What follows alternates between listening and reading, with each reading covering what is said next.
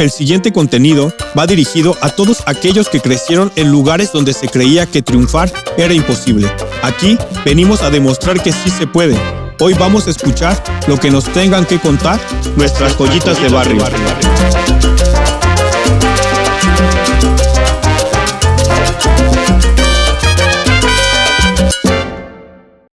Hoy estamos aquí con Estefanía Ponce, socióloga, maestra, comerciante, trabajadora doméstica, mujer valiente y una mamá bien rifada, mamá de 2 grandiosos niños.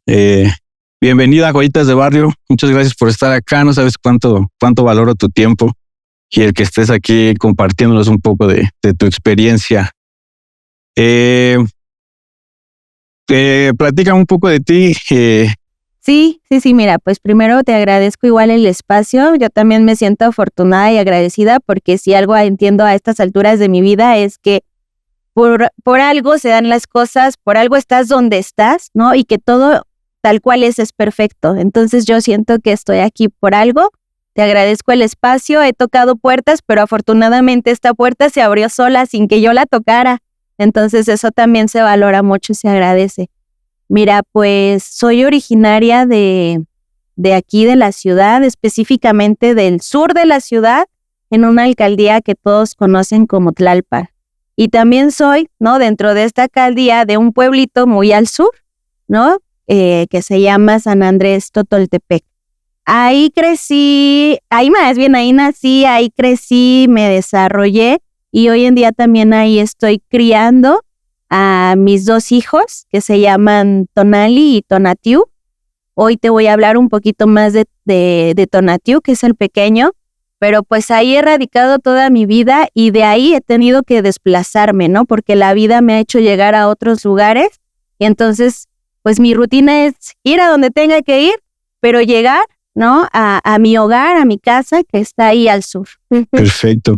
Bueno, antes de continuar con la entrevista, sí me gustaría como poner un poco en contexto y platicarles un poco que la verdad este es un episodio muy especial para mí porque pues es un episodio que pretendemos que ayude, ¿no? Que ayude a la situación. Como lo decía Fanny, ella es mamá de Tonatiu, un niño diagnosticado con parálisis cerebral infantil.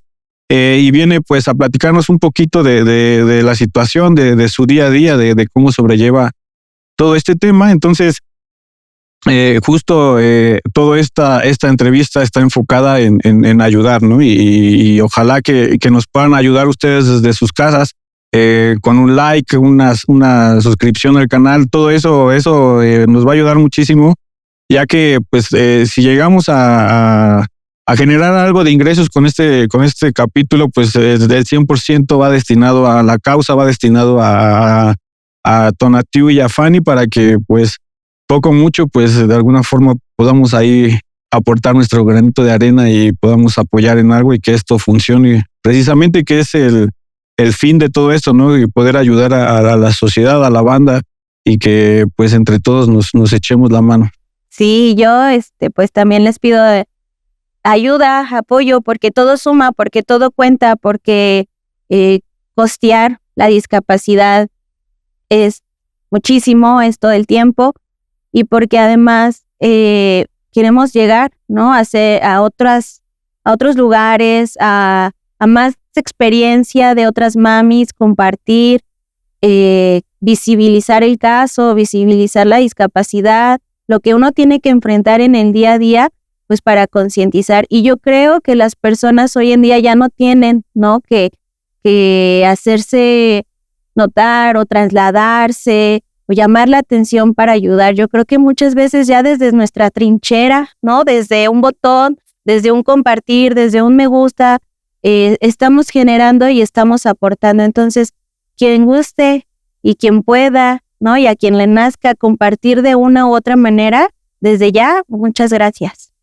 Pues vamos a empezar. Sí. Me gustaría, antes de tocar el tema de Aloncito, pues conocer un poco de tu vida. Bueno, ya nos platicaste dónde creciste. Sí.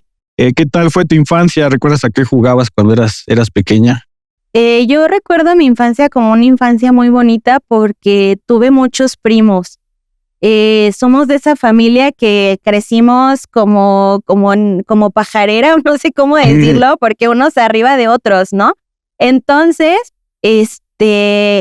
pues yo compartía mis tardes en el patio, un poquito en la calle, mayormente con primos que con primas. Entonces, desde ahí siempre estuve muy inclinada a hacer más amigos que amigas y a jugar más cosas, pues que no tienen tanto que ver con este género, pero que allá en mi época sí, ¿no? Estaba muy marcado el juego de niño y el juego de niña, entonces me involucré más a jugar este tipo de juegos que en mi época eran para niños, ¿no? Que hoy pues ya los vemos muy normales, pero que lo agradezco porque me preparaban también para un futuro, aunque no pareciera. Hoy creo que siempre las cosas pasaron por algo y que la vida me fue preparando para en donde estoy ahora.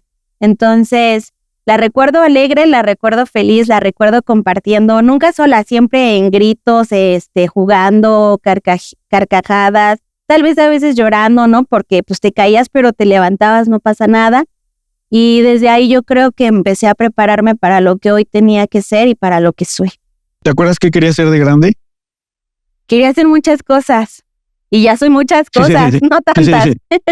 Pero sí, o sea, la verdad es que igual la escuela siempre se me facilitó y jugaba, por ejemplo, a ser doctora, siempre jugué a ser maestra, que fue algo que pude realizar. Quería ser diseñadora, quería ser cantante, quería ser mamá, también lo tenía claro. Y pues yo creo que esa diversidad también en mi infancia de querer ser, ¿no? Y de creérmela, pues me permite hoy también creérmela, ¿no? Qué padre. ¿Qué estudiaste? Sociología, ¿no? Sí. ¿En dónde estudiaste?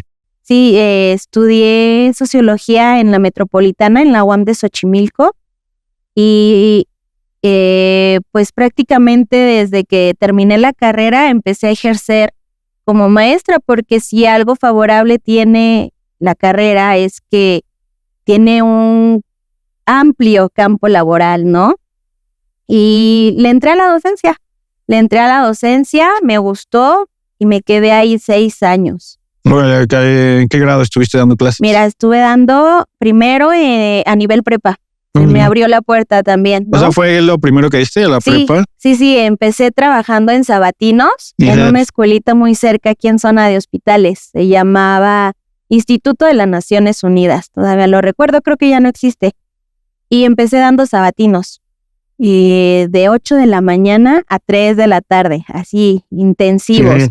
Siempre, obviamente, enfocados en el área de sociales. Me refiero a que aquí había materias como introducción a las ciencias sociales, economía, política, historia universal, y esas, ¿no? Esas era mi área. Por 3 años estuve en prepa. Inicié 6 meses en sabatino, 2 años y medio en escolarizado, incluyendo todavía los sabatinos. Y una vez que salgo de esta escuelita, entro a secundaria, a nivel secundaria. Y en nivel secundaria también tuve la fortuna de salir, de trabajar 3 años y sacar entonces una generación completita. Órale.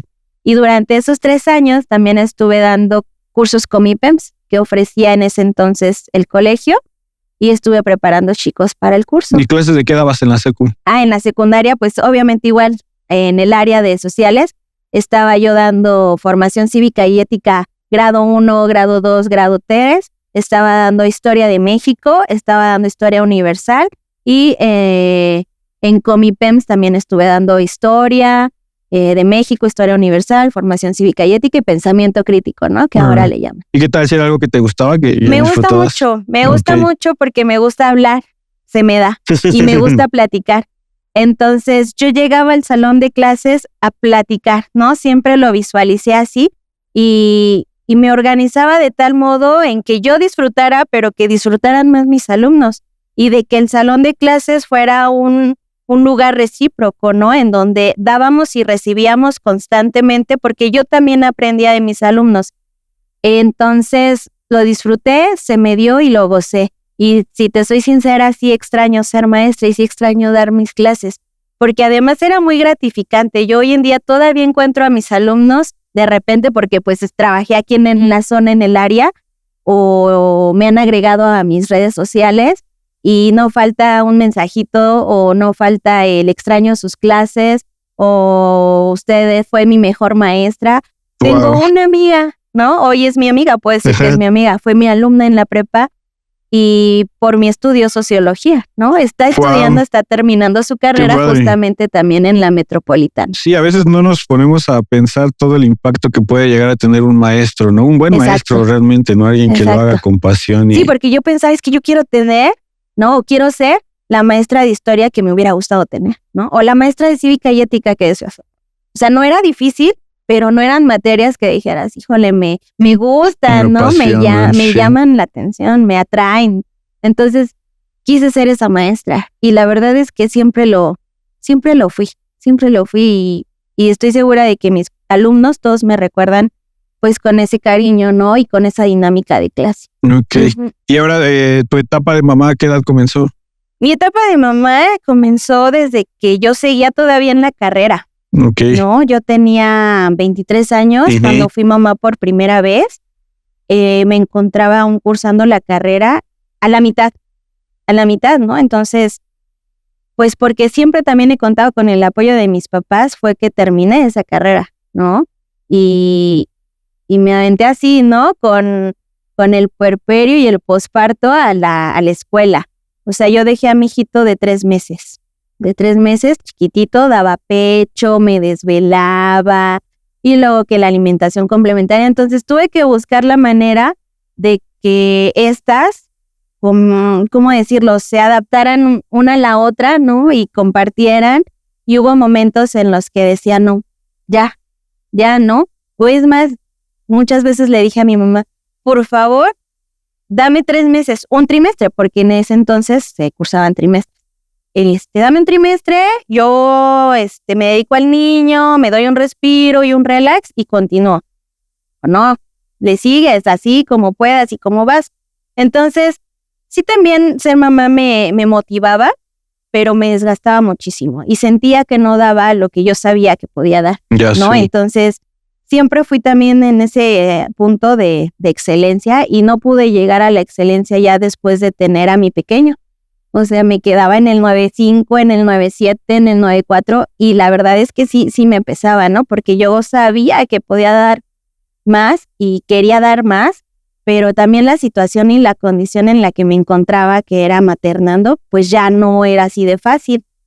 Y al final se logró, terminé la carrera, saqué a mi hijito también, ¿no? De la lactancia materna, de la alimentación complementaria, del enseñarle a caminar, del que agarre una rutina de noche, o sea, todo eso se logró, pero se logró ya siendo mamá y fue difícil. Pero me enseñó a valorar y me enseñó a enfocarme, porque a veces cuando no se es mamá se dispone un poco más de tiempo, pero de tiempo también a lo mejor de ocio, ¿no? Sí. Que no, yo no digo que esté mal, o sea, está excelente, pero mi hijo me enseñó así, a comer así, ¿no? Y a bañarme así y a vestirme súper rápido, y entonces cuando podía comer con esa calma, lo disfrutaba. Sí, ¿no? Y evidentemente eso te abrió las puertas para poder experimentar el ser maestra, ¿no? Realmente si tú hubieras aprovechado tus tiempos de ocio como tal, o sea, la experiencia de la docencia jamás se te hubiera dado, no hubieras tenido derecho a ser maestra, ¿no?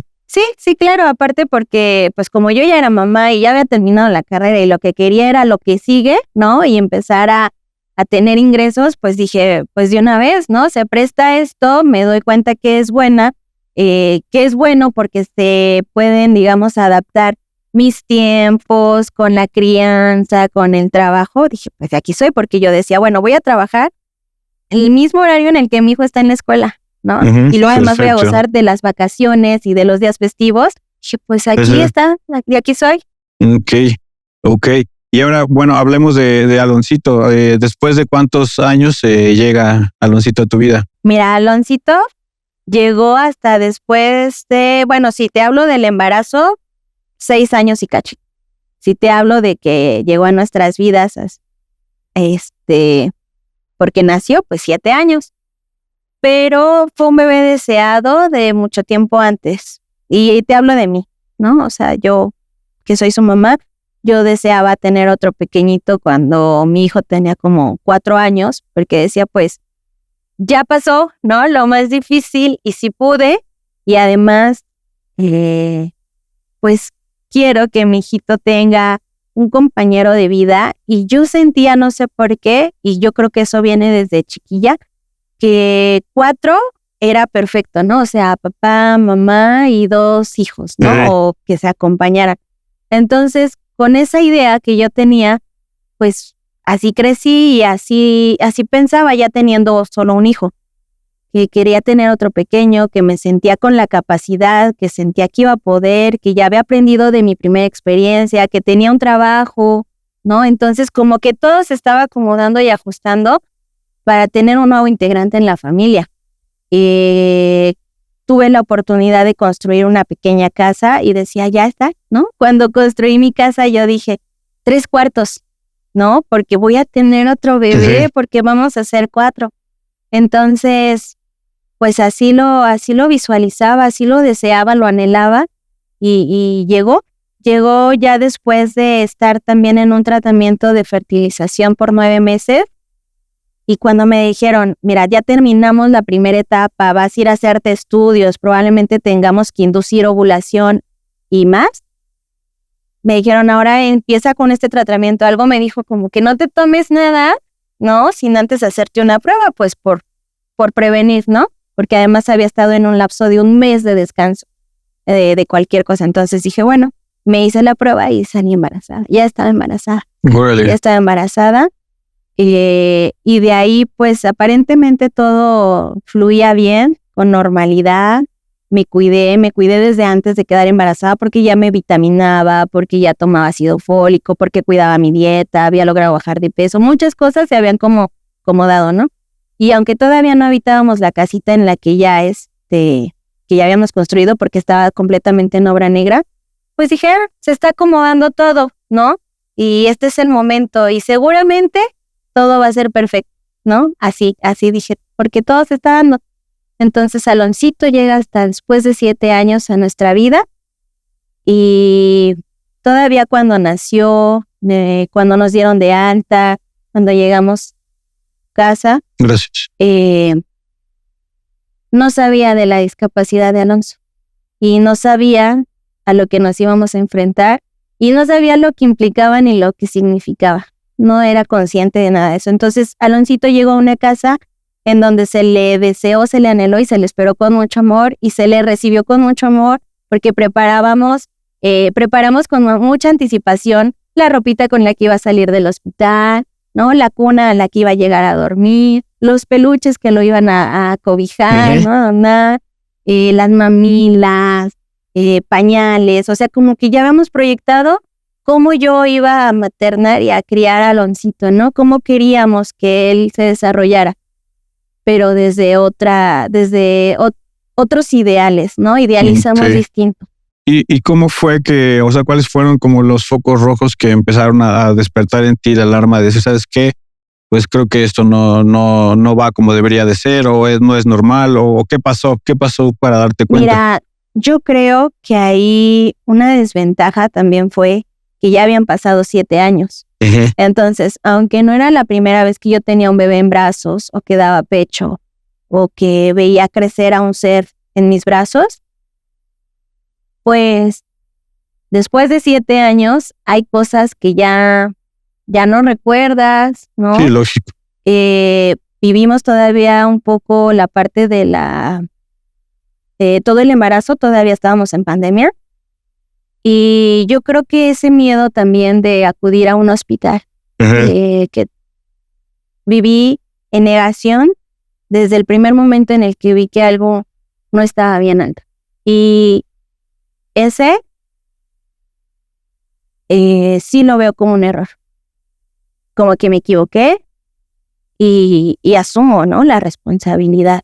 No vivo con culpa, pero asumo la responsabilidad y soy consciente porque Aloncito, después de una semana de haber nacido, no dejaba de llorar todo el tiempo. No dejaba de llorar, tenía problemas para la succión y no dormía. Okay. Pero justo ese miedo y esa negación me hacían decir, aquí me quedo. Normal, ¿no? No, me quedo aquí en mi cuarto y con y mi hijo en mis brazos. No quiero ir al hospital, ¿no? Y no quiero que nos separen. Y no quiero que me digan nada malo. Entonces, desde ahí me empecé a vivir en negación. Me quedé con mi hijo se puso amarillito. Y sí asistí al médico, pero a mi clínica familiar, en donde la atención pues no es la adecuada ni la indicada. Me atiende un médico general, no me atiende un pediatra. Entonces me dicen que lo ponga al sol, ¿no? Y así acudí 3 veces, cuando él tenía como 15 días de nacido, cuando salimos de la cuarentena, cuando él cumplía 1 mes, por ahí asistí varias veces y siempre me dijeron lo mismo. Pero yo, de verdad, con toda sinceridad te puedo decir que no sabía, no entendía y no dimensionaba lo que implicaba que un bebé estuviera amarillito, ¿no? O que tuviera las bilirrubinas altas. Y no sé tampoco hasta dónde pudo impactar y puede justificarse la condición que hoy vive mi hijo, pero esa fue una primera alarma, ¿no? O sea, ¿consideras que pudo haber cambiado algo? Si hubieras, sí, aunque ningún médico me dice exactamente qué, ¿no? Qué pudo haber causado, qué daño pudo haber ocasionado, ni tampoco si la condición o la parálisis que él tiene se deba a eso, porque ahorita te voy a ir platicando más adelante, pero ha sido todo un proceso de diagnósticos, ¿no? De ir de aquí a acá y luego regresa y vuelve y ven, pero en ese momento eso fue lo que nos hizo llegar a urgencias cuando él estaba por cumplir 2 meses e internarlo. Y entonces, cuando él se interna y cuando sale, ¿no? Empieza nuestro peregrinar, pues en este viaje llamado discapacidad, aunque en ese entonces yo no podía nombrarlo así, ¿no? Me decían, pues, puede que tenga, su primer diagnóstico fue atresia de vías biliares, ¿no? Y me decían, no es tanto que no recibiera esa luz que necesitaba, que los ponen en una incubadora con una luz especial, o la luz solar, sino que su cuerpo en sí, por sí mismo, no procesa las bilirrubinas. Entonces es algo interno, tenemos que operarlo, ¿no? Nos egresan con ese pase, nos egresan con ese diagnóstico, esperando que lo reciban en centro médico para una cirugía. Al final, después de un tratamiento, se le hacen más estudio y ya no encuentran, ¿no? La atresia de vías biliares, que es como si en una manguerita algo lo obstruyera, ¿no? En un primer instancia sí, y después ya no. Se le bajan las bilirrubinas, ya no entra cirugía y se deja ese diagnóstico de lado, pero empezamos a indagar. Entonces, ¿qué está pasando? ¿Qué era? ¿No? Entonces, ¿qué pasa? O sea, justo antes de entrar a cirugía se dieron cuenta de que todo estaba bien. Antes de volver a internarlo. Antes de volver a internarlo, la rutina es volvamos a hacer estudios de sangre, ultrasonido, rayos X y así, ¿no? Y entonces vieron que ya no tenía atresia de vías biliares, que tenía un poquito crecido el hígado para su edad y demás, pero ya no estaba obstruida la vía biliar y ya no lo opera, ya no se vuelve interna. ¿Y de ahí qué siguió? Y de ahí siguió este viaje que te comentaba de ir de una especialidad a otra y de un diagnóstico a otro. Fuimos a cardiología, fuimos a genética, fuimos a oftalmología, fuimos a gastroenterología, y en todas ellas se fueron descartando. Primero, la atresia de vías biliares. El segundo diagnóstico fue síndrome de Alagille, que es igual que no procesa bien la bilirrubina el cuerpo y es como si todo el tiempo estas personas tuvieran un tipo de hepatitis y estuvieran amarillitos y estuvieran delgaditos y son niños que no crecen. Y parecía, ¿no? Que todo encajaba en Alonso. Dijeron sí, ¿no? Estuvo amarillo, está muy delgado, bajo de peso, de estatura, no está creciendo ni desarrollándose adecuadamente y probablemente a lo mejor esa irritabilidad se deba a que le da comezón el cuerpo. Entonces encajaba, se empiezan a hacer estudios genéticos y se descarta. No tiene síndrome de Alagille, ya no tiene atresia de vías biliares. ¿Qué pasa? ¿No? ¿Por qué no absorbe los nutrientes como los tiene que absorber cualquier niño? Vámonos a gastroenterología, ¿no? Y vamos a hacer estudios. No, pues aparentemente todo bien. Empieza una dieta especial con lechita que se llama extensamente hidrolizada. y le empezamos a dar eso y le empezamos a dar vitaminas y a los 2-3 meses empieza a ganar peso, empieza a tener la talla más o menos indicada porque tienen tablas, ¿no? Así de talla y de peso y parecía que lo estábamos logrando. Para ese entonces ya tenía en 6 meses, me lo dan de alta de gastro, pero siempre lo vi también con un neurólogo particular. Se llama David Rivera. Lo digo acá porque para mí él fue luz. Él, ¿no? Pues esa luz al final del puente, del camino. Y él lo conocí en el hospital. La primera vez que él estuvo internado, él lo atendió y yo busqué la manera de seguirlo viendo, pero por fuera y contactarlo. Porque fue él quien me dijo, es que sabes que hay que empezar a llevarlo a distintas, ¿cómo decirlo? Especialidades. No había doctores que me dijeron, no, sí a operar. Si no hubiese sido por él, yo creo que sí, así inmediatamente lo opera, ¿no? Antes de hacerle más estudios, antes de llevarlo a otras especialidades. Y lo contacté por fuera y lo llevaba cada mes.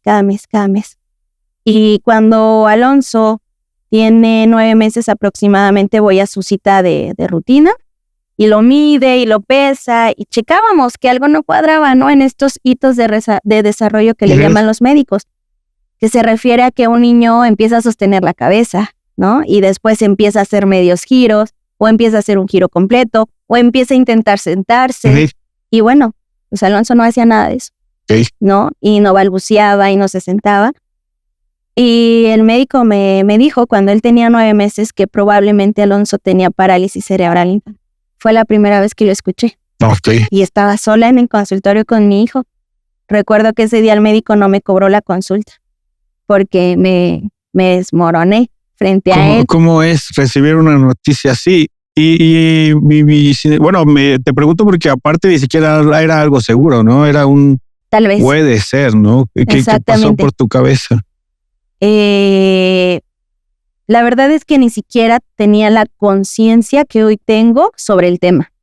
Entonces, cuando yo escucho esa palabra, viene a mí esta narrativa, pues negativa, ¿no? Que escuchas en las novelas, en la tele, en las películas, ¿no?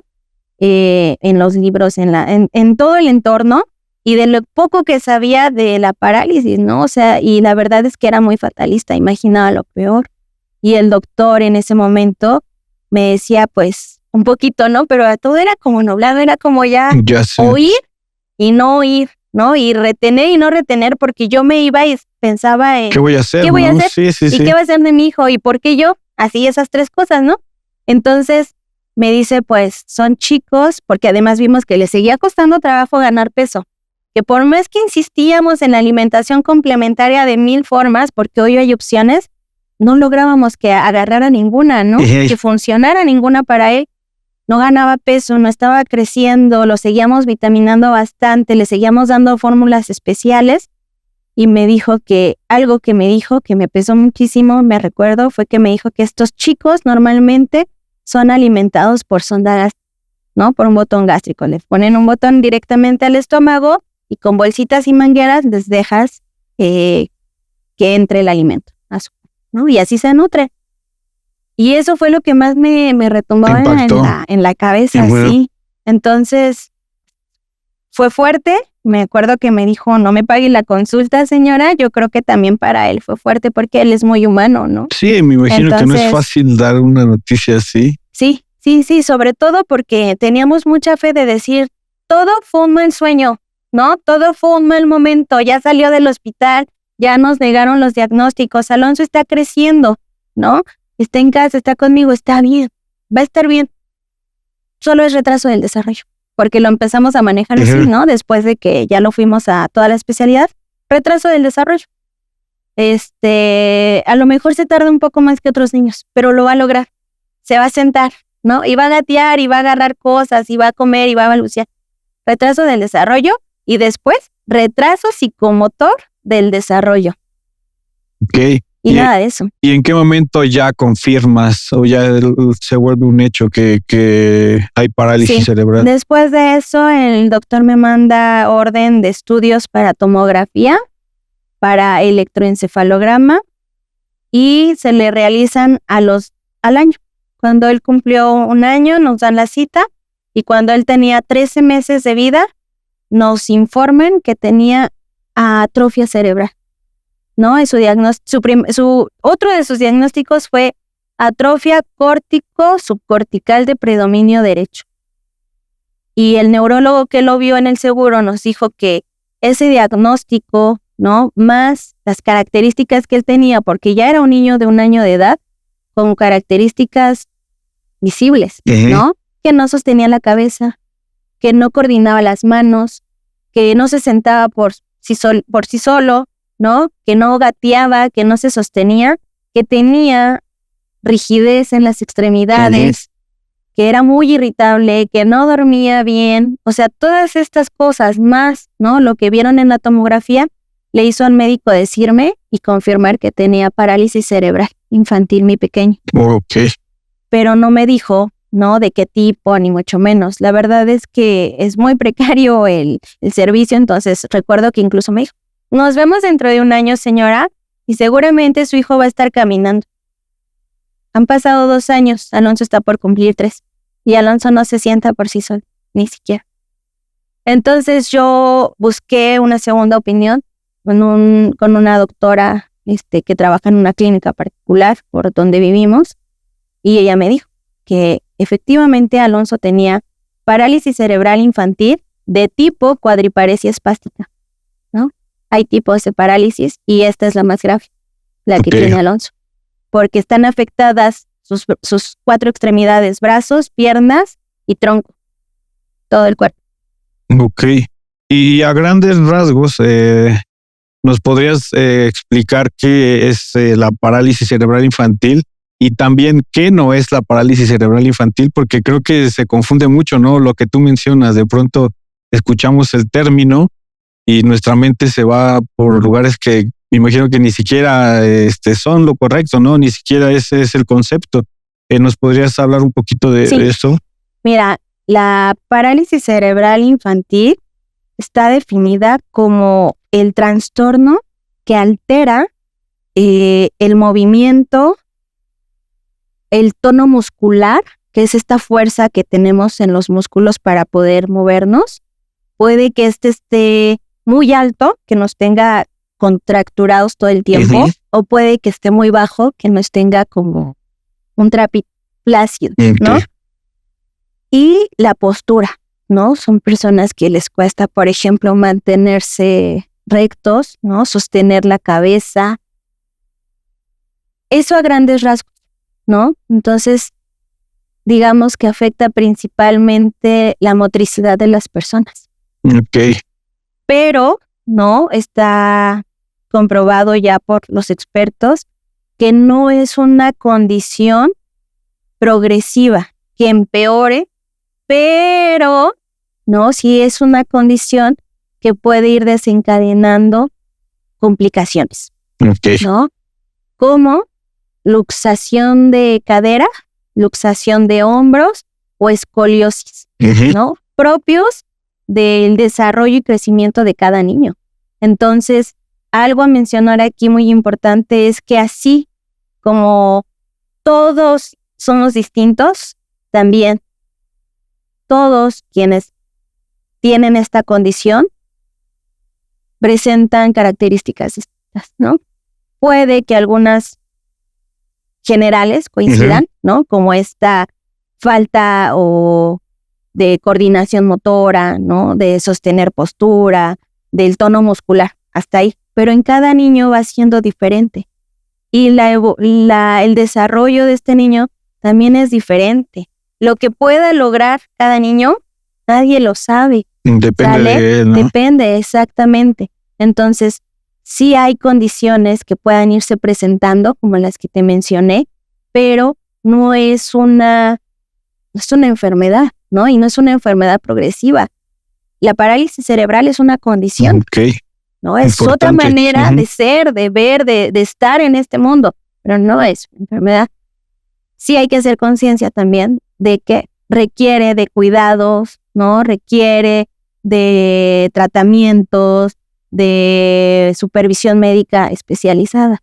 pero es distinto, ¿no? Hay que hacer esta diferencia entre una enfermedad y una condición, ¿no? Y algo que es progresivo, algo que no lo es, pero que es permanente. O sea, Alonso va a vivir con parálisis cerebral infantil toda su vida. Para ti, o sea, para tener bien claro, ¿cuál sería la diferencia entre una enfermedad y una condición? Sí, claro, mira, la enfermedad, muchas veces la enfermedad es tratable y es curable. Okay. Y la condición de Alonso no es curable. No existe medicamento hoy en día que te diga 3 al día, cada 8 horas durante 1 año si quieres, ¿no? O 20 y le hacemos como el cáncer, ¿no? Una quimio. Ya. No existe. Entonces, pues la enfermedad muchas veces es curable, ¿no? O también es progresiva, ¿no? Y es terminal tal vez. En este caso, la condición de Aloncito, pues es eso, es una condición, ya. Es una manera de ser y estar para el resto de su vida. Gracias. Sí. Antes de seguir como con los procesos, con todas las terapias, con todo esto que tomas, me gustaría saber qué hiciste una vez que ya tenías ese diagnóstico ya seguro, o sea, que era un hecho. ¿Qué haces como mamá al día siguiente, no? ¿Te despiertas? ¿Qué haces? ¿Qué pasa por tu cabeza? Platícame. No, la verdad es que me quedé, yo creo que en blanco, ¿no? Que en blanco porque tuve que pasar por un proceso de duelo. Yo tuve que perderme y perder al hijo que idealicé, ¿no? Porque desde que estás gestando, y yo creo que todas o la mayoría de las mamás, a veces también los papás que están involucrados y presentes, proyectas, ¿no? Y visualizas y te vas y te viajas. Y qué bueno y qué bonito, ¿no? Porque lo viví, lo disfruté en su momento. Pero nada es garantía de nada. Entonces me tuve que perder al hijo que había idealizado porque no fue como lo imaginé, ni como lo soñé, ni como lo pensé. Yo decía, nace mi hijo y le voy a dar puro pecho y pañales ecológicos y tengo licencia de 6 meses y regreso a trabajar. Quiero que sea un niño independiente, ¿no? Quiero que no quiera solo mamá y brazos, sino que pues se apropie del espacio y de las personas que están en él. Y quiero seguir trabajando, ¿no? Y quiero viajar mucho con mis hijos y quiero jugar y divertirme y así, ¿no? Y no fue. Entonces, cuando me dicen que mi hijo tiene parálisis y se confirma y demás, pues lloré, me sentí triste, me sentí culpable, quería respuestas, quería esconderme del mundo, quería quedarme en mi casa. No quería hacer nada, de verdad, no quería llevarlo a terapias, no quería ver más doctores en mi vida, ¿no? No quería ir a más consultorios, no quería verlo llorar, no quería verlo sufrir, no quería que le hicieran un feo, no quería que nos quedaran viendo. Y dije, pues me quedo en mi casa. Y lo pensé, ¿no? Y estaba segura de eso. Dije, yo lo voy a rehabilitar, ¿no? Yo le voy a hacer las terapias en casa, yo lo voy a educar, yo le voy a cuidar la dieta. Además, hoy las redes sociales nos prestan un montón de herramientas. Yo voy a investigar, yo voy a esto y yo lo voy a hacer, ¿no? Pero me quería quedar en mi casa. Y vivía como robot. Hacía las cosas mecánicamente, porque hay cosas que se tienen que hacer y así lo vivía. Tengo que cocinar, tengo que lavar, tengo que limpiar, tengo que llevar a mi otro hijo a la escuela y tengo que ver al bebé, ¿no? Y lo hacía. Pero viví mi proceso de duelo y viví mi proceso de negación, pues yo diría que como por así profundamente y con todo y depresión, 3 meses. Okay. Pero 3 meses que fui trabajando y fui saliendo. O sea, seguía ahí, ¿no? Seguía en mi casa, sí, no lo llevaba a terapias, ¿no? Exacto, seguía y hacía, pero estaba ahí en ese hoyo, ¿no? En esas paredes.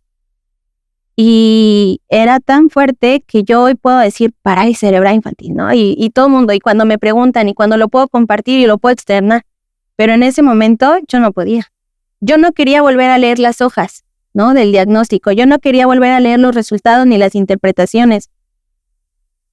yo no podía decirlo sin que se me hiciera uno en la garganta, sin llorar, ¿no? Sin sentirme mal, sin sentir que no podía, pero que tenía que poder, porque ¿quién iba a ver por mis hijos? Y sí hubo una ocasión, o muchas, en donde no quería comer, porque además decía, ¿cómo mi hijo no va a comer? ¿No? Y entonces yo tampoco quería ni poder comer. Sentía aquí un nudote y me sentí incomprendida también muchas veces. O sea, que nadie me estaba entendiendo, que nadie estaba viviendo ni sintiendo lo que yo vivía y que me sentía sola, aunque no estaba sola, ¿no? Porque llegaron a hacerme comentarios como, pues échale ganas. Sí. Pues ya, ¿qué vas a hacer? Es un angelito que Dios te mandó, ¿no? ¿Y qué quieres hacer? Así ya son las cosas. No me ayudaban los comentarios, desde ¿no? tu experiencia hoy, por ejemplo, ¿tú qué le dirías a alguien que estuviera en ese cuáles crees que sean las palabras correctas en ese momento? Si es que llegaran a ver. Mira, si yo estuviera frente a esa persona, lo primero que haría sería abrazarla y quedarme callada. Y decir que respeto su proceso y que va a poder. No necesitas hoy nada más, vas a poder, ¿no? Y que lo más importante es ver feliz a tu hijo. Y después de estos 3 meses que me comentas dura el duelo, sí. ¿qué tuvo que pasar? O sea, ¿qué pasó para que tú dijeras, ¿sabes qué? Pues yo no puedo seguir en este hoyo, ¿no? Yo tengo que hacer algo. ¿Qué fue eso que te sacó adelante? Mi hijo mayor. Y quiero aprovechar para agradecerle porque ha sido quien está conmigo todo el tiempo, ¿no? Desde el embarazo, el nacimiento, el puerperio, el posparto, todo ha estado conmigo. Y ha estado conmigo cuando siento que no puedo, ¿no? Y ha estado conmigo cuando me dan los diagnósticos. Y ha estado conmigo cuando me ve llorando. Y ha estado conmigo cuando me ve cansada. Entonces, un día yo estaba en la cama y ya era tarde. Y recuerdo que me dijo que me levantara, por favor, y que comiera. Y le dije, sí, hijo, ahorita voy. No quería pararme. Y no quería comer tampoco. Y tenía ahí a mi pequeño al lado. Porque procuraba, ¿no? Que ellos comieran, que se bañaran, que se vistieran y hacer cosas. Pero había ratitos en donde decía que me quedo, ¿no? Y me hago bolita y ahí me quedo. Y entonces él se fue y me fue a hacer una torta. Y me preparó una torta y me dijo, por favor, come. Sí. Me sentí tan mal, tan sí. Porque ese no es el lugar que mi hijo tenía que tener. No le correspondía. Yo me tenía que levantar y yo tenía que darles de comer, ¿no? Y yo tenía que sacar ánimos y hacer cosas. Y no podía. Y lo hizo él. Y entendí que me necesitaban. Y entendí que me necesitaban bien. Porque yo hacía lo que tenía que hacer. Porque sabía que me necesitaban. Pero sí entendí que me necesitaban bien. Y que mi hijo no tenía por qué andar con esta carga de motivarme, de animarme, de cuidarme, de procurarme, que no, se lo agradezco, y no está mal que los hijos maduren y sean conscientes, pero me sentí mal en ese momento, porque sentí que no le correspondía, ¿no? Y con ese entonces tenía 8 años. Wow. 7 años. ¿Cómo fue para él, o bueno, más bien para ti explicarle la condición de su hermano y qué te dijo él? ¿Sabes qué? Que él ha sido muy maduro. Desde que vio que yo tenía que dedicarle más tiempo a estar en los hospitales, a andar con su hermano en terapias, que se dio cuenta que no pude regresar a trabajar, que me pedía algo y muchas veces era no tengo, no tengo y no tengo, ¿no? Cuando veníamos de otro estilo y ritmo de vida diferente. Entonces, él se empezó a dar cuenta solo. O sea, antes de que yo le hablara, antes de que yo pudiera hablarle y explicarle, porque yo decía, como le digo, ¿no? Cuando él también idealizó un hermano con quien jugar, Sí, ¿no? claro. Con quien correr, con quien pelearse y Ujú. echar relajo. Y no era el hermano que él había pensado. Entonces, él se empezó a dar cuenta solito y empezó a madurar y empezó a crecer sin que yo tuviera que decirle nada. Porque la verdad es que yo no tenía las palabras correctas para decirle, Ya sé. ¿no? Que tenía 7 años, porque yo estaba procesándolo también, porque también estaba aprendiendo, porque hasta estaba investigando, ¿no? O sea, te decía, cuando el doctor me dice, tiene parálisis y puede que necesite un botón, y puede que nunca hable, y puede que nunca escuche, y puede que nunca camine, ¿qué onda, no? Entonces, cuando empiezo a investigar que hay mucho más allá de eso, ¿no? Y que la discapacidad es más allá, ¿no? Y que hay posibilidades, y que hay alternativas, y que hay puertas, pues empiezo también a enseñarle a mi hijo, ¿no? Que todos somos diferentes para Bien. empezar. Que su hermanito es un hermanito que nos necesita, ¿no? Para hacerlo como que se involucre. Ujú. O sea, empecé así a hacer que se involucrara y vamos a hacerle terapia y esto y vamos a jugar con él, pero de esta manera. Y la verdad es que siempre lo he involucrado conmigo, así a nosotros, a jalarlo, a estar con nosotros, que él, yo creo, es que no recuerdo un momento en específico en donde yo le dijera esto. Solo le decía, es que tu hermanito tiene que ir al doctor, o es que tengo que llevar a tu hermanito a terapia, es que tu hermanito nos necesita, es que tu hermanito a lo mejor se siente mal y no sabemos entenderle. Y se fueron dando así como que fluyó y todos lo fuimos viviendo y lo fuimos viviendo juntos, principalmente él y yo, que no he tenido la necesidad de sentarme con él a decirle, hermano tiene esto y va a hacer esto, porque estoy dejando que las posibilidades y los pequeños logros hablen por sí solos, Sí. ¿no? Porque hoy en día, aunque nos dijeron que no iba a oír, él escucha. Y él entiende, Ujú. y él te ve, o sea, cognitivamente, Aloncito.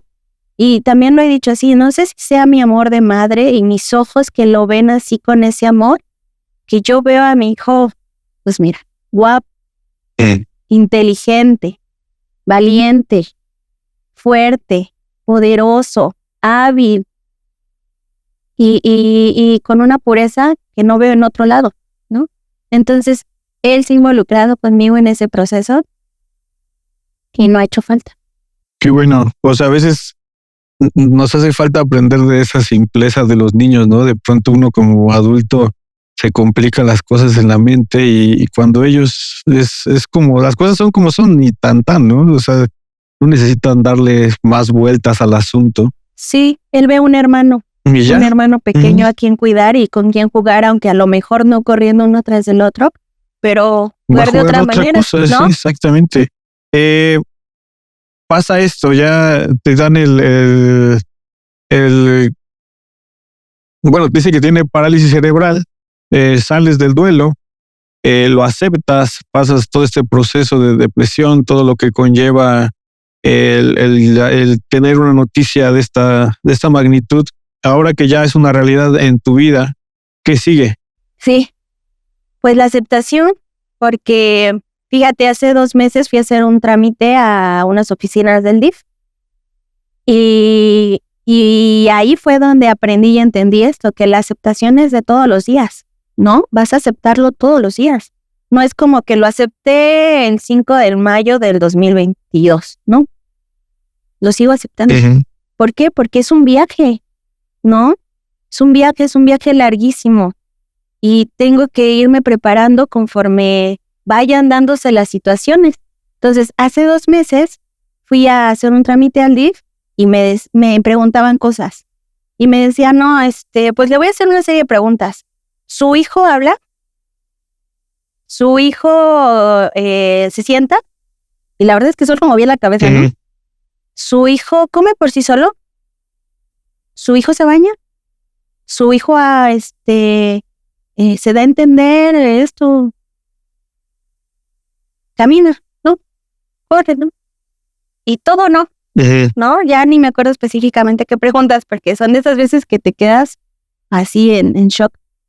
Y después de ya varias preguntas, seguía diciendo no, pero empezaba a llorar, ¿no? Contenida, nada más como que me rodaban las lágrimas. Pero es que me era como volverme a ser consciente, ¿no?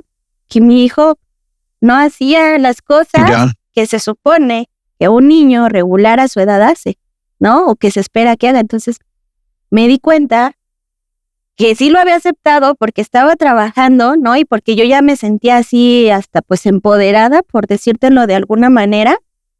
Pero cuando me empiezan a hacer esas preguntas y empiezo a ir a esos trámites y voy de nuevo a alguna consulta o algo, pues me vuelvo a derrumbar. Me vuelvo a derrumbar y me vuelve a doler y se me hace un nudo en la garganta y lloro. Y entonces entendí que voy a trabajar todos los días en la aceptación, pero eso no significa que no va a doler a veces, Pues sí. que no me va a preocupar o que no me voy a poner a llorar o que no voy a desear que fuera diferente.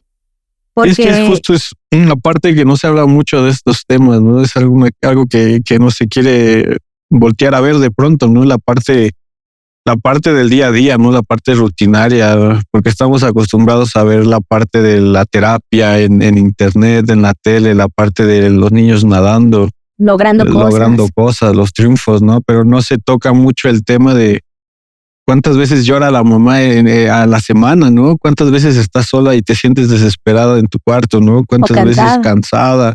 O no entiendes a tu hijo. Exacto, y te sientes culpable por eso, ¿no? Sí. O sea, realmente es algo que también me gustaría que me comentaras, ¿no? O sea, porque me imagino que allá afuera también hay muchas mamás en una condición similar a la tuya que de pronto se llegan a sentir culpables por lo que dices, ¿no? Por no entender a tu hijo, por no saber qué hacer. Cuando de pronto, o sea, tú como madre evidentemente estás dando lo mejor de ti, ¿no? Sí.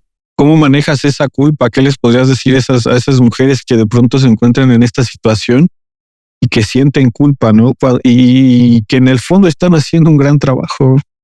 Sí, pues todos los días me levanto preguntándome qué voy a hacer y me organizo, ¿no? Y a veces ya tengo así marcada la rutina de la semana y hay cosas que se van improvisando y hay cosas que se van haciendo. Pero tuve que también entender que se vale no poder con todo, porque me exigía además. Todavía me sigo exigiendo además porque no hay de otra. O sea, tengo que poder con lo que se supone que tengo que poder como mamá, con lo que se supone que tengo que poder como ama de casa y todavía encima tengo que poder también con lo que mi hijo necesita para lograr una rehabilitación, que es con lo que estoy luchando, ¿no? Que es ahora mi enfoque y mi prioridad. Pero me llevó un proceso. O sea, quiero que esas mamás, ya te decía, primero les daría un abrazo y les diría que acepten el proceso y que vivan el proceso. Es que es un proceso, aunque repita y repita la palabra, ¿no? O sea, no hay de otra. Y eso es personal, ¿no? Que no se comparen, ¿no? Que no estén deseando, ¿no?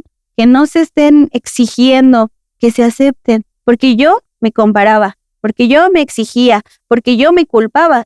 Y vivía mi proceso, pero si le echaba parte todavía a eso, pues a veces me sentía mal, ¿no? Sí. Sola, triste, todo se me juntaba. Pero me pregunto hoy en día, me despierto y digo, ¿qué voy a hacer? Primero que nada, mira, a veces hasta le canto a mis hijos recién amanece, ¿no?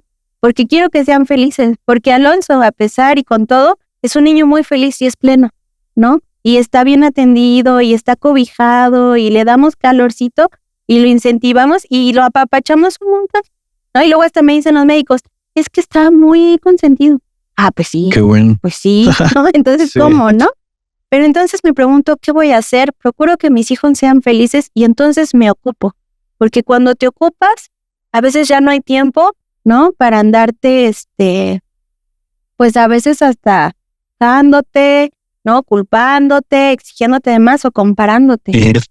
Empiezas a trabajar en lo que tienes que trabajar porque tu hogar es distinto a otros hogares, porque tú eres distinta a otras mujeres y porque tus hijos, su infancia y su condición, aunque tengan cosas en común, es distinto. Entonces, me ocupo en lo mío, ¿no? Si tengo que hacer, hago. Si tengo que ir, voy, ¿no? Si tengo que llevar, llevo. Entonces, me ocupo, lo hago y lo trato de hacer bien, Y le trato de dar el ejemplo a mis hijos también. Algo que ya me preocupa mucho, ¿no? Y me empiezo a hacer hasta consciente de mí. Es que tengo que tomar agua. Ya sé. Que me tengo que cuidar la salud, ¿no? Y aún así, en todo mi proceso he vivido en negación y en muchas negaciones. Hoy en día vivo en negación, ¿no? Tengo que usar una faja postural, yo también, para poder cargar a mi hijo. Y no me la he comprado, ¿no? Y a veces uno dice, pues es que está muy cara, que no me alcanza, es que no he tenido el tiempo. Pero también hay un cierto, ¿no?, grado, peso de negación. ¿Por qué? Porque estoy deseando con todas mis fuerzas que mi hijo camine, ¿no? Y que ya no necesite que lo cargue. Pero pues es una realidad también. Tiene casi 3 años, pesa casi 12 kilos y todo el tiempo lo cargo. A donde tenga que ir lo cargo. Pero no va a ser así siempre. Pero es que entonces si también le empiezo a pensar de más, pues ya tengo, me voy, ¿no? Y ya no me ocupo en lo que tengo que hacer. Entonces es difícil. ¿Cómo encuentras este equilibrio, no? O sea, entre lo que hablas de que obviamente al depender Aloncito tanto de ti, pues tú eres su pilar, ¿no? Tú tienes que estar bien física, mentalmente, pero a la vez el hecho de sobrellevar una situación así, tanto trabajo, tanto arriba y abajo, estudios, ¿cómo mantienes ese equilibrio en ti? O sea, ¿cómo te mantienes bien tú? Mira, actualmente puedo decirte que tomo vitaminas, que trato de tomar mucha agua, que tuve que ir a terapia, ¿no? Algo que no había mencionado y que es importante, tuve que ir a terapia. Y hasta ahorita voy ahí. Quiero hacer más, pero me está costando, sí, obviamente, ¿no? Me está costando. Alonso fue diagnosticado con síndrome de apnea, entonces no duerme de corrido. Entonces, pues imagínate, ¿no? A veces ni en la noche.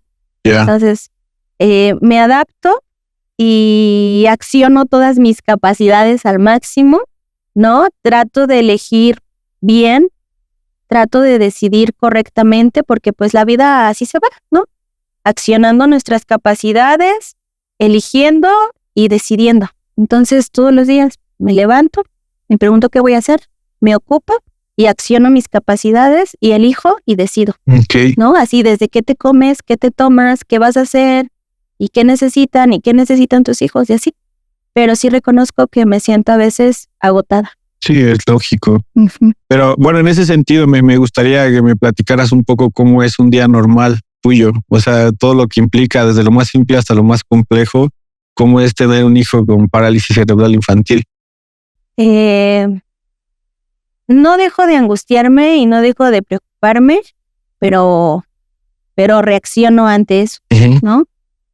A veces hay días en que, como lo decía anteriormente, duele. Algunas veces todavía lloro.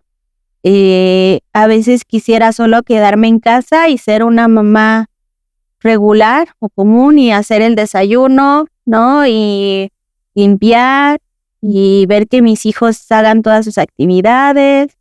Y desearía, ¿no? Y deseo a veces que sea diferente. Muchas veces me he sentido reprimida al expresar estas cosas porque siento que puedo ser señalada, ¿no? ¿Por qué? ¿Por qué? Porque están esperando que ya no me queje, ¿no? Uh-huh. Que lo acepte y que me sienta feliz todo el tiempo. Yeah. Y que viva por y para Alonso únicamente. Y sí, o sea, hasta cierto punto, pero no todo el tiempo, ¿no? Y a veces hasta digo, no, es que si ven que me compro algo y que hago algo, la gente me va a ver, ¿no? Y va a decir, yo hubiera comprado a su hijo, sí, ya sé, lo hubiera gastado en su hijo, ¿no? Porque ha pasado y a veces hasta en el entorno más cercano. Uh-huh. Entonces es difícil el día a día, ¿no? Pero quiero compartirlo así porque es importante que se visibilice que seguimos siendo seres individuales también hasta cierto punto, que sigo siendo una mamá, ¿no? Pero que hay muchas maternidades, que no hay una exclusiva que diga esta es la correcta, la perfecta o la mejor. Y quiero que sepan entonces también que no todo es perfecto ni bonito, ni que no todo se me da dando. Que sí, yo a estas alturas me siento muy agradecida por las personas que se han sumado, por las veces que me han ayudado, quien me ha ayudado, por las veces que he tenido apoyo, pero sigue siendo difícil y complicado todos los días. No te voy a negar que hay veces que digo no quiero ir.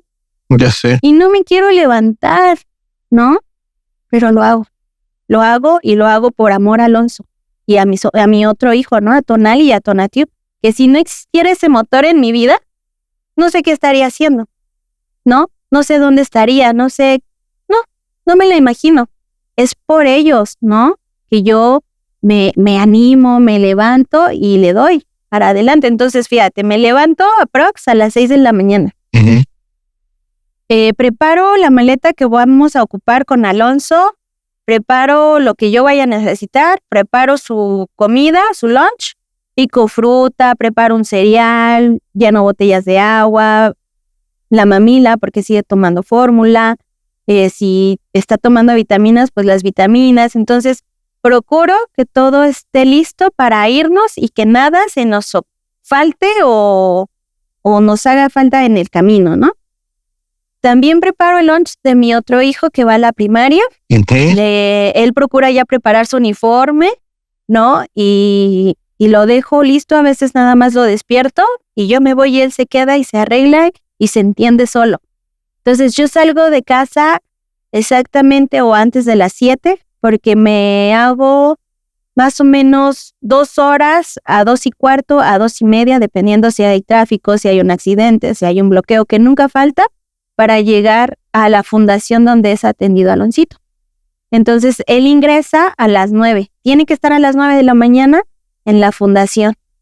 Y pues en ese traslado, a veces es incierto. Es incierto. No sé si Alonso va a llorar. No sé si Alonso se va a inquietar. No sé si Alonso va a gritar las 2 horas de camino o llorar las 2 horas de camino. No sé si va a ir feliz, ¿no?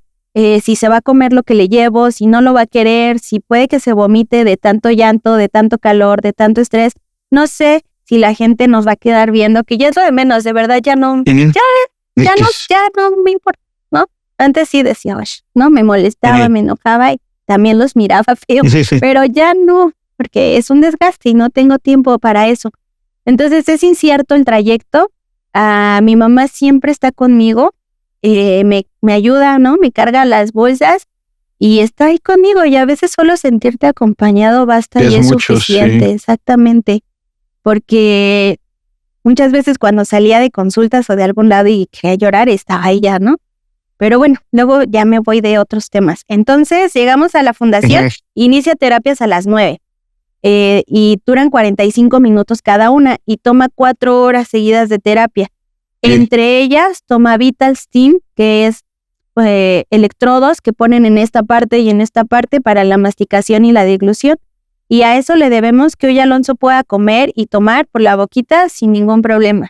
No, todavía le facilitamos algunas texturas blandas, pero pasamos del no va a comer su hijo a ya come, ¿no? Con ayuda.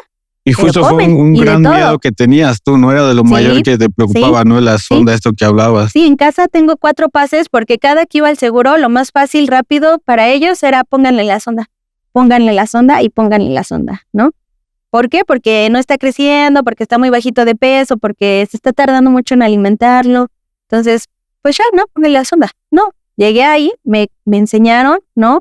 La terapia y empezamos a estimular. Cada que él toma terapia, yo le doy de comer algo o le doy de tomar algo, porque entonces no solamente se activa a nivel aquí local, ¿no? El músculo o los tendones, sino también a nivel cerebral, ¿no? Mandamos la señal de que cuando tu cuerpo está recibiendo alimento hay que masticar, hay que deglutir, hay que todo, ¿no? Entonces toma esa terapia, toma terapia física, toma terapia ocupacional. Ahí le enseñaron a sentarse. Mi hijo no se sentaba ni en su periquera, ni en su sillita, ni en nada. Y obviamente que yo como mamá, y porque teníamos mucho apego, y porque tenía miedos, y porque lo que yo más deseo es cuidarle y protegerle, ¿no? Y más cuando era todavía más pequeño, pues me negaba, ¿no? Y ahí me dijeron, miren, vamos a trabajar, ¿no? Un poquito el desapego, vamos a dejarlos que trabaje, usted aléjese un poquito y lo vamos a enseñar a sentar. Y ahí le enseñaron a sentarse, ¿no? En esa terapia. Hoy le enseñan, por ejemplo, a tomar cosas con las manos y llevarlas del lado A al lado B, ¿no? Por mencionar algo. Toma terapia de comunicación, en donde además trabaja con otros niñitos de su misma edad y más o menos con la misma condición.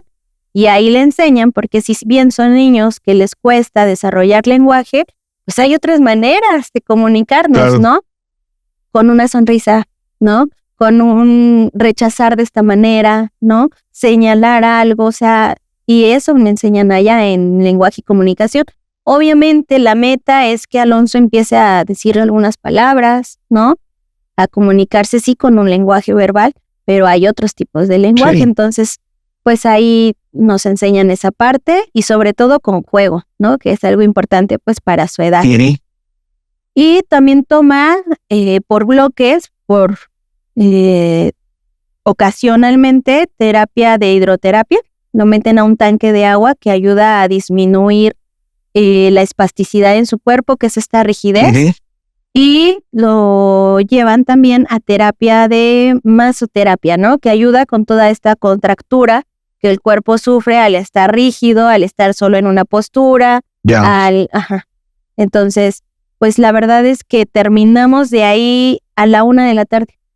1:00 p.m, Alonso termina cansadísimo, le doy su leche y se me duerme. Y aprovecho que se duerme para echarlo aquí en este chal y traerlo de Metro Hospital General a donde vivimos, ¿no? Y de regreso imagino que es más tiempo, ¿no? Ya del trayecto. Mínimo 3 horas.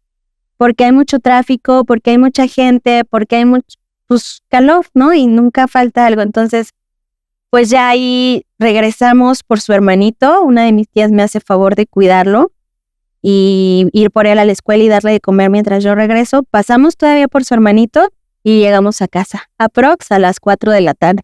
Ok, son que 3 días a la semana, me comentabas, 3 días a la ¿no? semana, sí, porque los otros días a veces tenemos estudio, consulta, otra tipo de actividad. Diario es una casi labor, diario, ¿no? Andamos para allá y para acá. Hace rato mencionabas un poco a la gente, ¿no? La reacción de la gente. Me interesa saber cómo es esto, cómo reacciona la gente ante esto. ¿Crees que todavía exista discriminación hacia estos temas? ¿Y qué podrías hacer o qué harías tú para mejorar la situación? Estoy consciente, porque además lo vivo, de que hoy en día se vive discriminación, ¿no? Okay. De diferentes tipos y diferente grado, ¿no? De violencia, por ejemplo. Y se vive porque hay mucha ignorancia, ¿no? Y voy a partir también de mi experiencia. Te he de decir y reconozco que antes de yo vivir de primera mano, de primera instancia, la discapacidad, yo no veía, y no sé si es porque uno vive luego en su burbuja, y por eso no los juzgo ni los culpo, pero hay que concientizar y hay que visibilizar. Sí hay discriminación, ¿no? Pero yo no veía a estas personas. No sé si te pasa. O sea, yo hacía mi vida, iba, venía y conocía y hacía, y difícilmente yo identificaba a una persona, pues que a lo mejor no oyera, ¿no? O sordomuda, que a lo mejor anduviera con su bastón, ¿no? Mamás que andan cargando a sus hijos, que dices, tan grandote y lo está cargando, ¿no? O sea, yo no lo veía. Después de que la discapacidad llega a mi vida, no hay un solo día, digo, porque además voy a la fundación, pero no hay un solo día, un traslado en el que yo haga que no vea a una persona con discapacidad, ¿no? Entonces, puede que en algún momento de mi vida yo ejerciera esa discriminación sin darme cuenta. Puede que no fuera empática, puede que no fuera consciente, ¿no? Y hoy en día me toca estar del otro lado y no hay día tampoco que no tenga que vivir algún tipo de discriminación con Alonso. Así de feo y fuerte. O sea, y así tal cual, ¿qué situaciones? Mira, por ejemplo, en el transporte público, me ven cargando a mi hijo y muchas personas igual, pues a lo mejor no ven visible esa discapacidad, ¿no? Uh-huh. Porque pues quizás no se le nota, uh-huh, ¿no? Porque también me han dicho eso.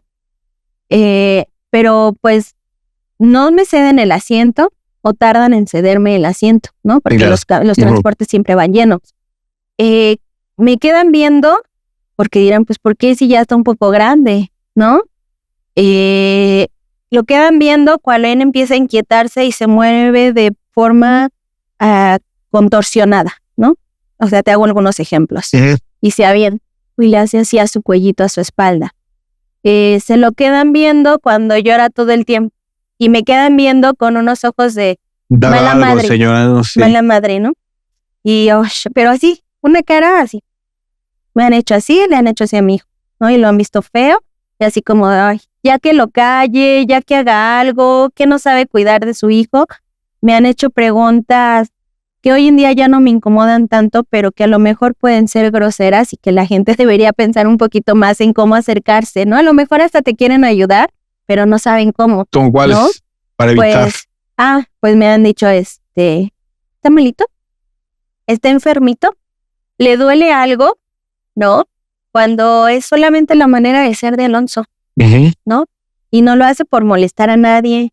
Y no salimos por gusto a la calle a las 7 de la mañana para que mi hijo llore a todo pulmón cuando el camión va a reventar, ¿no? O sea, tenemos que, y Alonso es así, ¿no? Y a veces puede que vaya todo contento, pero sí, normalmente nos ven mucho, nos ven feo, nos ven con desprecio, o hasta hacen ruidos así como, ¿no? Ya sé, ¿no? O, ese como tipo de que cosas. Pasivo-agresivos, ¿no? Para que escuches y hagas algo, ¿no? Exactamente. Y pues hemos tenido que lidiar con eso y aprendí. La verdad es que ya no le damos tanta importancia. Igual, por ejemplo, pues otro tipo, ¿no? De discriminación o de agresión, como dices tú, pasivo, de los entornos más cercanos, de decir, pues ya no puedes hacer nada, ¿no? O procura que esté limpio y dale de comer y ya, ¿no? Pues no te centres tanto en él, o tú retoma tu vida laboral, ¿no? Cuando son comentarios que escucho y te digo ya, a lo mejor incluso aquí habrá quien diga, ay, está exagerando un poco, ¿no? O lo está haciendo grande, pero yo creo que cuando las personas no tienen que decir o no te están pidiendo pues directamente tu opinión, pues mejor te abstienes. Sí, justo creo que ahí entra el meollo una de vez eso, una ¿no? persona igual muy cercana que me decía, pues no te quejes, ¿no? Porque además yo externaba algo o habíamos vivido una situación, pero no era que me quejara, ¿no? Más bien incluso intentaba yo así como mostrarle el contexto y le platicaba un poco y luego dije, ya ni hagas eso, ¿no? Sí. Pero me decía, pues es que no te quejes porque tú decidiste ser ama de casa. Y decidiste ser mamá y decidiste quedarte. Entonces, ¿sabes lo que implicaba? ¿Cómo? ¿No? Cuando en mi día a día a veces yo no sé lo que va a implicar. Sí, obviamente, ¿no? Y de pronto creo que, o sea, sin querer justificar la estupidez humana. Exactamente. Pero de pronto creo que es eso, ¿no? Un poco de ignorancia respecto al tema. Yo también creo que al principio cuando empecé a preparar la entrevista había mucha ignorancia de mi parte, ¿no? Y justo traté de manejarlo con mucho cuidado, precisamente para evitar todo esto, ¿no? Pero creo que al final de cuentas todo se resume en que si no eres experto en un tema, si no vas a dar una opinión que funcione o no te la están pidiendo, mejor. O una crítica constructiva, se vale, ¿no? Pero sí. Se vale preguntar también, ¿no? Sí. Antes de decirlo. Si no estás seguro, mejor cállate los hocico. La verdad, entonces, hace como 6 meses lo llevé a hacer unas radiografías y estaban 2 señoras igual, pues a lo mejor ya un poco grandes y demás, y de otra costumbre y de otra educación. Creo que se da mucho en ese sector, ¿no? De la población, ¿no? Y la gente mayor. Y me preguntó directamente, pero se lo quedaban viendo, o sea, ya teníamos tiempo ahí, ya habían pasado fácil 20 minutos, se lo quedaban viendo, Alonso pues estaba inquieto porque le da pánico ya entrar a un lugar en donde ve que es blanco, donde ve batas, donde sí, ya exactamente. Entonces me decía, ¿se le cayó? ¿De chiquito se le cayó? Así tal. Ay, no. Ay, no. Ahora les dije, no se me cayó. Y me levanté y me fui a otro lado. Ya no tenía ganas de explicar. Yo la verdad, en este proceso que te digo que ya puedo decir abiertamente el diagnóstico de mi hijo en el que ya no lloro, también muchas veces me doy la oportunidad de compartir con las personas que me preguntan y a veces hasta se siente como la intención o la energía, ¿no? ¿Sí? Y dices, ok, no está mal, y le voy a compartir y le voy a platicar y a lo mejor pues, hacemos un mundo mejor, ¿no? Aunque de a poquito. Pero hay situaciones en donde no puedo. No, y ni siquiera tiene caso desgastarte porque la gente simplemente quiere ahí o sea, no aporta nada, no busca aportar nada, simplemente es el morbo o el chisme de conocer la situación. Sí. Qué complicado. ¿Qué aconsejas? Bueno, creo que llegamos a esa conclusión. Mejor si no sabes, si no vas a aportar algo positivo, o no digas nada o pregunta, mejor antes, ¿no? Si, se vale también, creo, ¿no? Sí, preguntar, claro. acercarse y con toda sinceridad y con una buena intención, ¿no? O tomar distancia de Mejor plano, ¿no? sí, No te vas a a andar veces. peleando, no vas a andar Exacto. educando personas, no vas a andar cambiando mentes. Ujú. No te desgastes más Exacto. de lo que ya estás Exacto. desgastada, ¿no? Sí. Con la situación. Ya se nos va el tiempo bien rápido. Sí, ya Hay sé. muchísimas cosas que quisiera saber, pero bueno, me gustaría, y creo que es importante, hablabas tú de una asociación o un lugar a donde llevas al Otsito. Sí. Me gustaría que lo nombraras un poco o que quizá dijeras o dieras una recomendación para las personas o las mamás que están en esta situación que tú te encontraste de no saber en dónde buscar, de no saber por dónde empezar. Exacto. ¿Qué les recomendarías? ¿A dónde les recomendarías que se acerquen para obtener una orientación correcta, no? Claro. Mira, yo sé que vamos a partir de menos a más, porque así es siempre hasta en las carreras, en la vida, en la experiencia, en el aprendizaje. Siempre vamos de menos a más. No hay que desesperarnos, ¿no? Pero sí hay que saber que nadie va a hacer por ti lo que te corresponde hacer a ti, ¿no? Y no es por echarnos más carga, ni más mérito, ni por deslindar a las instituciones, al gobierno, al sector salud, a quien tú quieras de sus responsabilidades. Porque ese es otro tema, ¿no? Y si lo hablamos nos tardamos un montón. Ya sé. Pero parte de nosotras. Ok.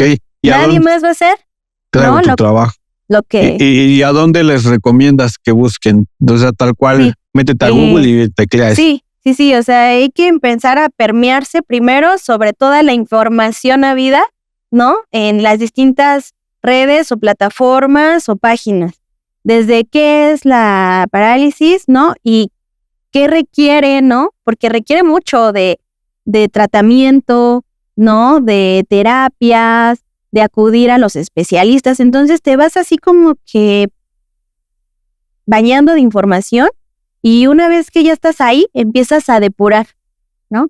¿Qué sí me sirve? ¿Qué no me sirve? ¿Qué veo yo en mi hijo?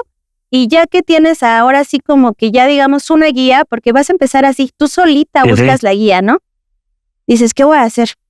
Bueno, pues si son de acá de la Ciudad de México, existen distintos centros de rehabilitación, pero el centro de rehabilitación al que asiste Alonso se llama APAC, ¿no? Es una fundación que está entre Metro Hospital General y Avenida Vertis, ¿no? Ya si quieren les dejamos más adelante la información y todo el dato, pero es el lugar al que yo llegué después de ya un recorrido. Entonces, si les puedo ayudar en algo, quizás sea en recorrer como yo recorrí, ahorrarles, ¿no? En tocar puertas, ¿no? Como yo toqué, en desesperarme y decepcionarme, como me desesperé y me decepcioné. Entonces, llegué a ese lugar y lo menciono y se los recomiendo porque es un mundo empático y dirigido a estas personas, ¿no? A las personas con parálisis cerebral. Entonces, atienden desde niños, jóvenes, adolescentes y adultos. Y tienen las capacidades, y tienen las instalaciones, y tienen los recursos, y tienen los insumos para atenderlos de una manera integral y humana, ¿no? Incluso hasta para ti me imagino que ha de ser una gran ayuda el hecho de encontrarte con mamás en una situación similar, ¿no? O sea, entrar a un mundo hecho para ellos, en donde tú te sientas entendida, donde puedas platicar, compartir. Sí, exactamente. Yo cuando llegué allí veía a las mamás y yo de por sí soy chillona, ¿no? Pero entonces la primera vez que fui lloré, la primera vez que entré a terapia lloré, la primera vez que me presenté como, hola, soy la mamá de tal, me llamo tal y mi hijo tiene tal, lloraba, ¿no? Entonces, cuando llego ahí y yo pues lloraba todo el tiempo y al mismo tiempo me sentía agradecida y al mismo tiempo me sentía feliz, pero permeaba más en mí esta nostalgia, esta tristeza de estoy aquí parada y estoy entrando a esta fundación y mi hijo va a formar parte de este grupo porque acuérdate que tienes un hijo con parálisis cerebral infantil, ¿no? Y se me venía el mundo encima otra vez. Entonces, cuando llego ahí veo a esas mamás, yo las veía admirada, ¿no? Las veía y me preguntaba, ¿cuándo les dejó de doler? ¿No? ¿Cuándo se vuelve a ser feliz? ¿Cuándo vuelves a ver lo bonito de la vida? Porque me costaba. O sea, eso tiene recién 1 año. Alonso ya tenía 2. Y a mí me seguía doliendo, costando, sufriendo, llorando, de todo. Y yo las veía con esa admiración, ¿no? Las veía fuertes, las veía valientes, las veía guapas, ¿no? Cuando yo era así de, ¿les dan ganas de arreglarse? O sea, yo no podía. Lo comparto acá porque es importante, ¿no? Yo me dejé de lado. De hecho, todavía me cuesta porque pues mi prioridad es mi hijo y mis 2 hijos y que comen y que vayan y que vengan y todo. Pero yo como persona, yo las veía, ¿en qué momento se arreglan? ¿No? Se ven tan guapas. Además se hacen así la bolita de amigas y están echando relajo, ¿no? Y se están riendo. Y yo no podía. Te juro que hubo muchas veces que yo dije, yo no vuelvo a ir a una fiesta, ¿no? Ni familiar ni de ningún tipo. O sea, yo no estoy para reír a carcajadas, yo no estoy para ser feliz, yo no estoy para andar comprando pinturas, pestañas y arreglándome las uñas, porque tengo otras cosas más importantes, ¿no? Entonces yo las veía así con esa admiración y hoy, después de 1 año, aunque todavía sigo también trabajando en esta parte, mi persona, pues entendí que la vida, ¿no?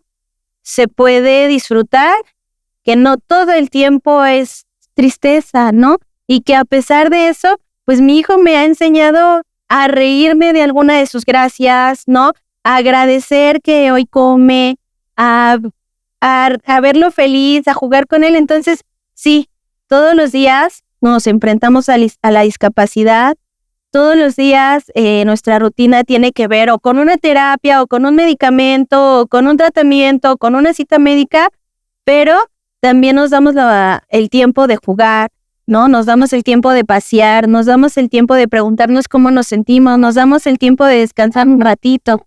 Entonces, no todo el tiempo ni es para siempre el duelo, la tristeza o la depresión, o sea, se sale. No se acaba ahí la vida. Y aprendí de ellas. Qué bueno, qué importante y qué valioso para mí, la verdad, y para todos creo esa forma de ver la vida, ¿no? O sea, a veces nos quejamos de nimiedades, ¿no? Cosas tan simples y el hecho de que tú, a pesar de las dificultades del día a día que conlleva tener un hijo con esta condición, todavía valoras esos pedacitos de sol, ¿no? Que siempre hay, ¿no? Siempre hay alegrías. Incluso hay gente que se cruza en el camino que nos hace el día, ¿no? Hay gente que no conozco y que se ha sumado a la lucha de Aloncito, ¿no? Que le ha donado, que le ha aportado, que le ha regalado y no conoce a mi hijo, no conoce cómo vivimos y no se está preguntando, ¿de verdad le hará falta o es que le sobra? Ya sé. ¿No? Porque la gente no dimensiona, aquí quiero mencionar esto, no dimensiona los gastos que implica. Sí, justo quería ir a ese tema, ¿no? Era la siguiente pregunta. Me gustaría que me platicaras, y no lo hago por morbo, ¿no? Sino para que la gente se dé una idea de cuánto cuesta tener un hijo con parálisis cerebral. O sea, me imagino, o sea, si ya tener un hijo es caro, un hijo en esta condición, me imagino que ha de ser el doble de caro, ¿no? O el triple, no sé, platícame. Sí, mira, no alcanza, ¿no? No alcanza, digo, de por sí, yo ya no pude volver a laborar, ya no tengo ingresos como tenía antes y aunque su papá apoye económicamente, pues la verdad es que no nos da. Tengo que reconocer que la mayor parte de las cosas que él tiene como insumos para su fundación han sido donadas, ¿no? La prótesis, la faja, el chaleco, ha sido donado, ¿no? Y que hay muchas cosas que yo quisiera comprarle y que no puedo. Fíjate, para empezar, ¿no? Desde que empiezas así ya el viaje de la discapacidad, primero tienes que dirigirte a los especialistas. Algunas veces tuvimos que pagar consultas particulares. Son consultas que cuestan de 1,500 para arriba con un especialista. ¿No? Especialistas como cuáles. Te estoy hablando del pediatra, del neurólogo, pero neurólogo pediatra, ¿no? Del gastroenterólogo, del ortopedista, del oftalmólogo, del odontopediatra, ¿no? Que le revisan sus dientitos, por mencionarte algunos. Una vez que ya asistes entonces con el especialista, ahora vamos a hablar de qué se requiere, ¿no? Para dar un tratamiento adecuado. Pues unos rayos X o un estudio de análisis, ¿no? De laboratorio, o una tomografía, o un electroencefalograma, o una resonancia. A principios de año costeamos una resonancia y fueron 12,000 pesos. Tuve que hacer una rifa para poder juntar el dinero que se necesitaba, ¿no? Entonces, pues es muchísimo dinero. Sí, me imagino. Y no te sacas de la bolsa 12,000 pesos. Al menos yo, no. Yo no ingreso dinero y menos fijos, ¿no? Por más que le busco y que hago, hoy en día me encuentro limpiando casas cada que tengo la oportunidad, a veces hasta de tarde, noche, en viernes, en sábado o en domingo. Y abiertamente te lo voy a decir acá, yo cobro 100 pesos por hora. Y a muchos se les hace mucho, ¿no? Pero pues es lo que puedo hacer por mi hijo en este momento. Entonces, una vez que ya tienes también los estudios, el tratamiento. Vitaminas, ¿no? O o complementos alimenticios, o una leche especial, o un cereal especial, o algún medicamento, ¿no? Algún tratamiento, alguna crema especial. Entonces, todo eso es dinero, todo el tiempo, ¿no? Más a eso súmale, como decíamos ya, los insumos del día a día. Pañales, ¿no? Porque no va al baño, porque no controla su interés, porque ni siquiera se sostiene de pie. Pañales, toallitas, cremita para las rosaduras, para las terapias, por ejemplo, pues también les vas a comprar, te piden toallitas porque todo el tiempo de repente están salivando, ¿no?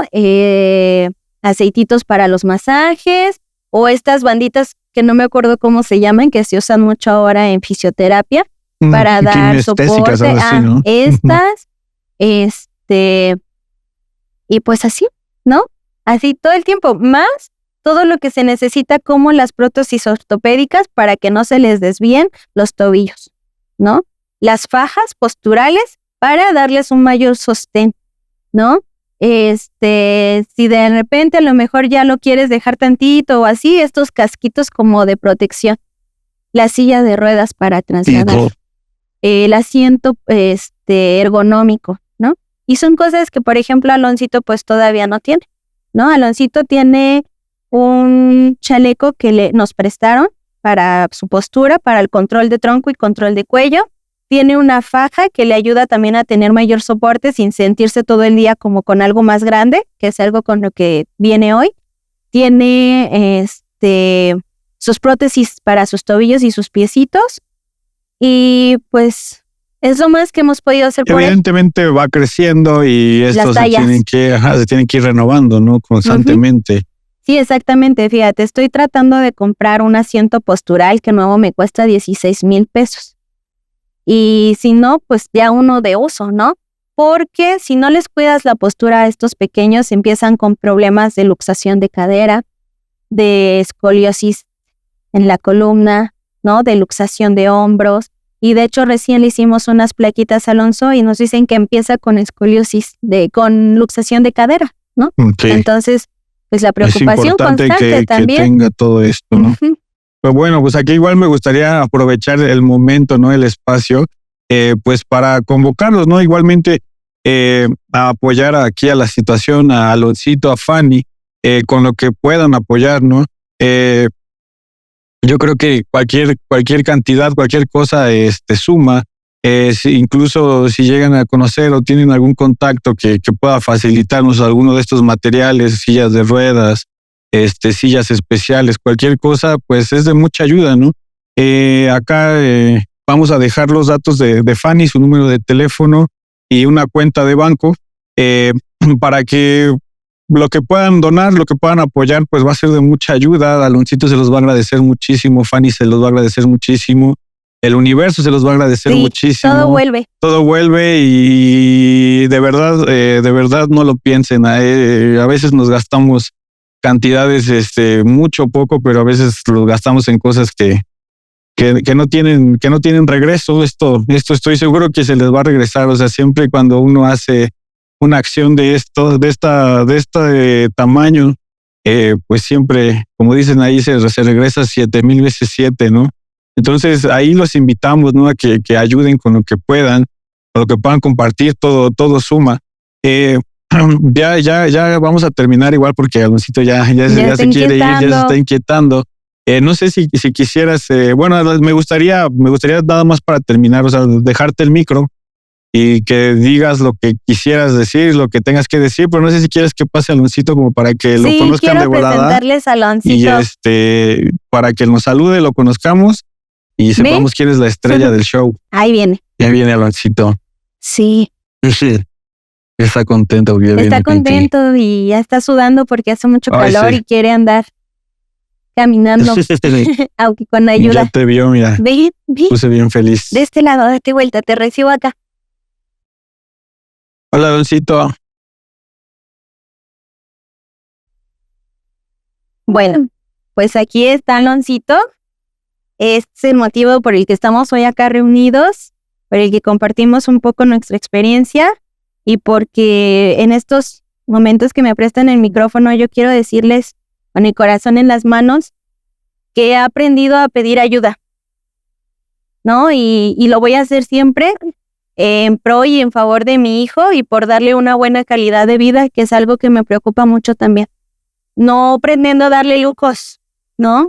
Pero quiero darle una buena calidad de vida y reconozco que yo no tengo las capacidades ahorita económicas para darle a él lo que él necesita, ¿no? Lo que su rehabilitación necesita y todos los insumos de sus necesidades del día a día. Trato de cubrir con mucho amor lo más que puedo y cada que tengo algo es para Aloncito o para mi otro hijo que también lo requiere, pero no me alcanza. No tengo tampoco posibilidades de irme a buscar un trabajo y descuidar a Alonso o dejar de lado su rehabilitación. Entonces, aprendí a pedir ayuda y a recibir ayuda, ¿no? Que es algo que también en algún momento dije, no, ¿cómo voy a estar pidiendo? ¿No? ¿Cómo voy a estar estirando mis manos para recibir? Pero creo que la causa lo vale y creo que todo siempre va a estar bien encauzado, encaminado a ayudar a Aloncito. Y sí considero, como decía mi amigo, que todo vuelve, ¿no? Entonces, que lo que ustedes gusten aportar o dar o donarle a Alonso, pues se les multiplique y la vida los gratifique de una u otra manera. Yo me siento hasta el día de hoy, con lo poco que hemos avanzado, con lo poco que tenemos, muy agradecida y sé que en algún momento vamos a lograr más. Por acá también les vamos a dejar quizás la página de Aloncito, si gustan seguirnos, de verdad que un seguir, un like, un compartir, un comentario, todo suma. Estamos recién avanzando y creciendo, pero lo hice como mamá con el único objetivo de que a Alonso no le falte una buena calidad de vida y reconociendo que yo no puedo dársela. Así. Gracias.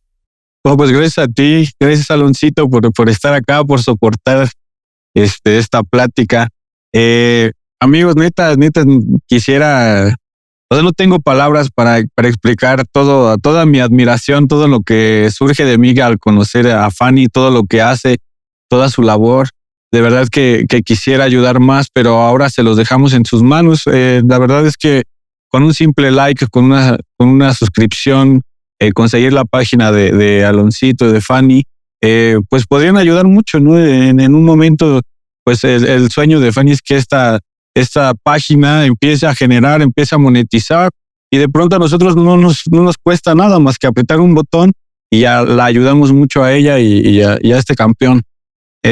Pues muchas gracias por venir, amiga. Gracias por venir. Gracias Aloncito. por el espacio. Ahí estamos, ahí lo dejamos y que sea lo que Dios quiera. Dios vas a ver que va a funcionar, la gente nos va a apoyar, los va a apoyar ustedes, que es lo importante y pues aquí estamos, ¿no? Aquí estamos. Gracias por todo lo que haces.